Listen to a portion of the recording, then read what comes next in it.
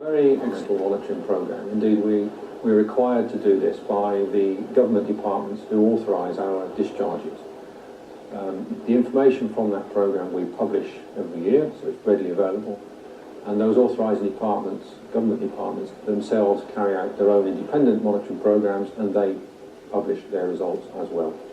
What exactly do you do if you find the radioactivity levels are higher than they should be?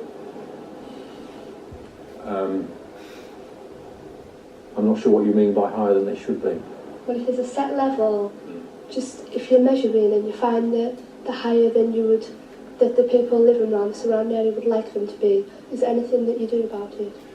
Well, from time to time we do find results which are a little unexpected. We publish that information and we tell people in the local community about what we found and what it means. Do you think that there are any risks for people living around the Sellafield area?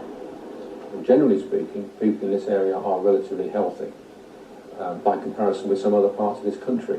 But there are these unusual, unexplained instances of some disease, and there's a lot of work going on to try to understand what is giving rise to them.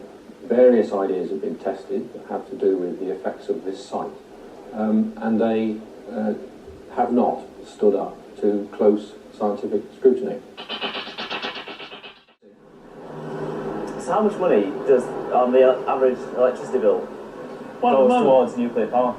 About 10% of every electricity bill goes in something called the fossil fuel levy, and virtually all of that goes to the company Nuclear Electric. It actually gets more than £1,000 million a year, £1 billion from electricity consumers, in order to help it stay alive. If the money spent on nuclear power was to be put into energy conservation or renewables, what kind of money could we save? Well, it's generally reckoned that if we spend as much money on conservation and renewables as we spend on nuclear power, then we would get an awful lot more energy out, or if it's conservation, energy saved. But generally speaking, governments and others haven't given much priority either to renewables or to conservation. So it's difficult actually to make it stick. But yes, we'd probably do a lot better if we spent as much money on those as we do on nuclear. Do we really need nuclear power? Well, we can do without it if we want to. If we think it's clean and cheap and safe, then of course we can have it.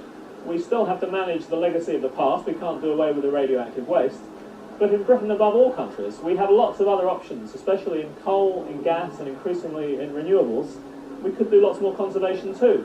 So we can choose nuclear power if we want it, but if we object to it on any of the grounds we talked about, then we could do without it.